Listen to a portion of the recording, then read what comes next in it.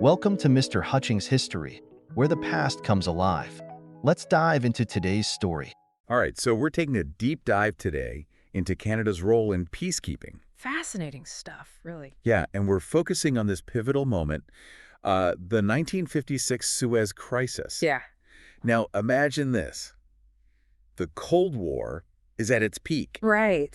Superpowers are eyeballing each other, and you've got this canal, the Suez Canal, one of the busiest shipping lanes in the world, right smack in the middle of it all. Crucial waterway. Absolutely, and this is where Canada steps onto the world stage, Yeah. led by a guy, you might have heard of him, Lester B. Pearson. Oh, yeah. And they basically changed the game when it came to resolving global conflicts. And what's amazing is how Canada, they weren't seen as a major power back then. Right, more of middle power. Exactly, but they managed to prevent a situation that could have blown up into a full-scale war. I mean, things were so tense back then, it could have even escalated to a nuclear conflict. The stakes were incredibly high. Absolutely terrifying. But before we get into the nitty-gritty of the Suez Crisis, let's take a step back and understand Canada's mindset after World War II. Okay. They'd seen the horrors of war firsthand, Right. and they were determined to chart a different path. A path to peace. Exactly. They wanted to be peacemakers, not warmongers. Makes sense. And they strongly believed in the power of working together globally, or what we call multilateralism. Cooperation, not conflict. Exactly. And the Suez Crisis was the ultimate test of these principles. Oh, yeah. So picture this. Egypt decides to take control of the Suez Canal. Bold move. Incredibly bold. But there's a catch. Britain and France, they basically ran the canal before. They saw it as part of their colonial legacy. Right, and they're not going to give up control easily. Not without a fight. You got it. And so Britain and France are fuming, feeling like their power's slipping away.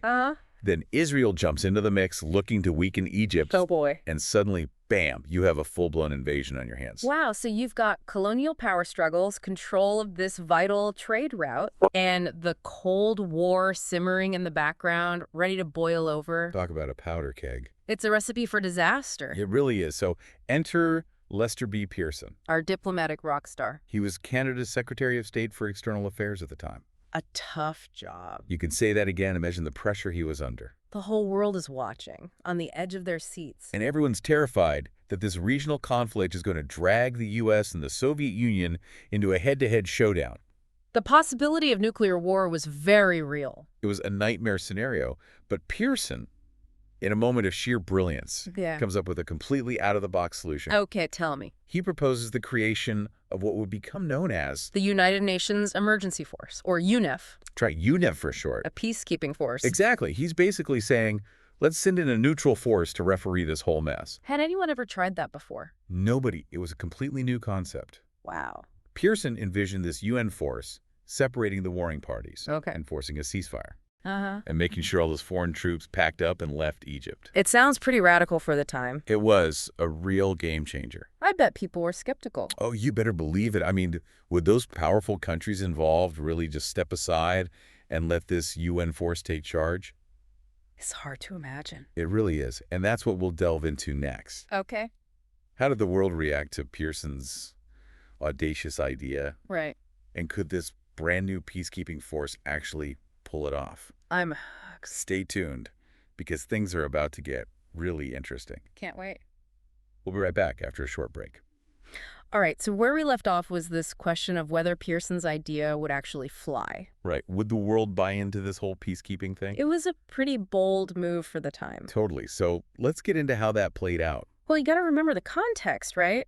The world was holding its breath, terrified that this Suez situation would spiral into World War III. Yeah, the Cold War was no joke. Exactly. Nobody wanted to see the U.S. and the Soviet Union go head-to-head. And especially not with nukes involved. So Pearson, he sees this opportunity, this window to try something completely different. So he pitches this idea of a UN force to the General Assembly. And get this, they actually went for it. They approved it. They did. The resolution passed, and boom, the first ever UN peacekeeping force was born and deployed to Egypt. Wow, so they actually sent these peacekeepers into this super volatile situation. Yep, troops from all over the world, all under the UN flag. And their mission was to basically step in between these warring armies. Exactly. Enforce a ceasefire, oversee the withdrawal of foreign troops, and prevent the whole thing from blowing up into a global conflict. I mean, it sounds almost too good to be true. Did it actually work?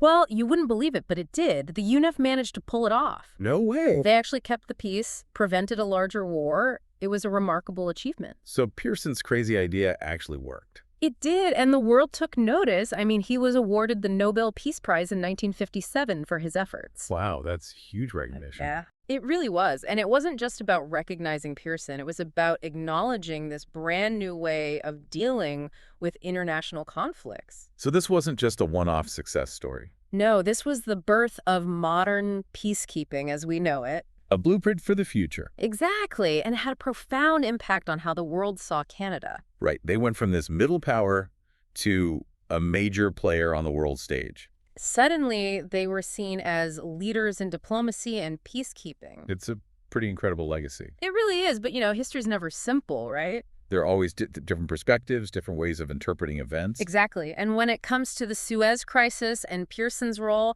historians have come up with some pretty interesting takes. Oh, I'm intrigued. Lay it on me. Okay, so one group of historians, they're called the liberal internationalists. Okay. They see Pearson as this true champion of peace, like his actions were purely motivated by this desire to prevent war and promote international cooperation. So for them, it's all about idealism. Yeah, they see the Suez Crisis as a triumph of diplomacy over brute force. A victory for the good guys. And they point to the UN's success as proof that international institutions can actually make a difference. Makes sense, but I'm guessing not everyone sees it that way. You're right, there's another group, the realists. Okay. They say, sure, Pearson was a skilled diplomat, but he also had Canada's best interests at heart. So they're saying it wasn't just about saving the world, there was some strategic calculation going on. Exactly. They argue that Pearson knew Canada couldn't afford to get caught in the crossfire of a superpower showdown. Especially with the threat of nuclear war looming. Right. So for them, Pearson's actions were as much about protecting Canada as they were about preventing a larger war. So it's idealism versus pragmatism. Kind of, but then you've got the post-revisionists. Post-revisionists. Well, hold on. It's not that black and white. There's more nuance. Exactly. They believe Pearson was driven by both a genuine desire for peace and a keen understanding of realpolitik. Realpolitik, that's a fancy word. It basically means politics based on power and practicality, not just morals.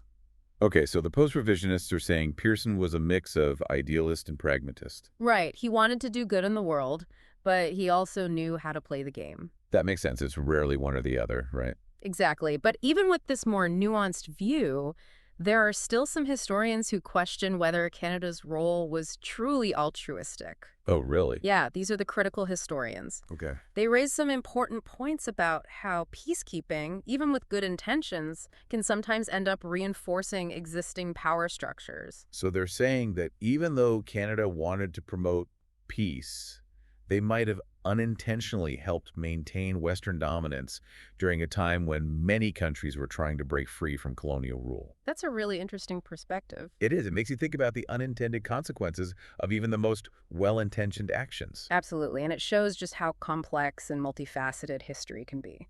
So we've got these 4 different interpretations of the Suez Crisis and Canada's role. Each one offering a unique lens through which to view this pivotal moment. It's fascinating how history can be seen in so many ways. It really is. And it's important to remember that these are just a few of the many perspectives out there. Right. So it's an ongoing conversation. Exactly. And one that we'll continue to explore. Sounds good. So now that we've unpacked these different historical interpretations, let's shift gears a bit. Okay. We've talked about the immediate impact of the Suez Crisis and how it led to the birth of modern peacekeeping. But what about the long-term effects? Right. How did this experience shape Canada's role in the world beyond this one event? Did they just go back to being a middle power? Or did they embrace this newfound role as peacekeepers? That's a great question, and one that we'll dive into next. So we've covered a lot of ground, haven't we? We have, from the Suez Crisis to the evolution of peacekeeping. It's been quite a journey. It really has. And now I'm curious, what are your thoughts on how peacekeeping has changed the world? That's a big question. It is, isn't it? I mean, think about it. The world today is a completely different place than it was back in 1956 when Pearson first floated this idea. Yeah, the Cold War is over. We've got new kinds of conflicts popping up all the time. Exactly. So has Pearson's vision of peacekeeping stood the test of time? Or does it need a serious upgrade for the 21st century? Well, let's consider the types of conflicts we're dealing with now. Civil wars, terrorism, these complex humanitarian crises. Right. It's not just about two countries duking it out on a battlefield anymore. Exactly. So can traditional peacekeeping, with its focus on impartiality, using force only in self-defense? Right, that classic peacekeeping model. Can it really handle these messy, multifaceted conflicts? It's a good question. I mean, sometimes it feels like the lines are so blurred. It's not always clear who the good guys are. Exactly. And is it even possible to stay neutral when you're witnessing atrocities? It's a tough moral dilemma. It really is. And then there's the whole issue of resources. Yeah, do countries even have the capacity to properly support these complex peacekeeping operations? Especially when they're juggling so many other priorities. It's a constant balancing act, but the stakes are so high. Absolutely. If we want a more peaceful world, we can't just ignore these conflicts. We have to find ways to make peacekeeping work. So if we were to reimagine peacekeeping for today's world, what would that look like? Well, maybe we need to be more proactive. Proactive. Instead of just reacting to conflicts, what if we focused on preventing them in the first place? Getting to the root causes. Exactly, addressing those underlying issues that lead to violence and instability. That makes sense. And maybe we need to give peacekeepers more tools in their toolkit. Yeah, more than just separating warring factions, maybe they need the training and resources to engage in some serious peace building. Helping to rebuild societies, promote reconciliation. Exactly, and then there's that tricky question of neutrality. Right. Can you really remain neutral when faced with genocide or human rights abuses? At what point do you have to draw the line? It's a tough call. No easy answers. Not at all. But these are the conversations we need to be having. The world has changed a lot since Pearson's time, but the need for effective conflict resolution is more urgent than ever. Couldn't agree more. So what do you think? Well, I think it's easy to feel overwhelmed by all of this. Like, what can one person do? It's a common feeling, but remember, peacekeeping isn't just about governments and the UN. We all have a role to play. Absolutely, whether it's staying informed about global events, Supporting organizations working for peace. or advocating for policies that promote conflict resolution. It all adds up. Every action, no matter how small, contributes to a more peaceful future. So as we wrap up our deep dive into Canada's role in shaping global peacekeeping, we want to leave you with this thought. Peace is not a passive state. It's something we actively create. It requires effort, commitment, and a willingness to engage in those tough conversations. And most importantly, it requires all of us to do our part. So thank you for joining us on this journey, and let's keep striving for a more peaceful world. Together in... Thanks for listening to Mr. Hutchings History. Keep exploring, and we'll see you next time.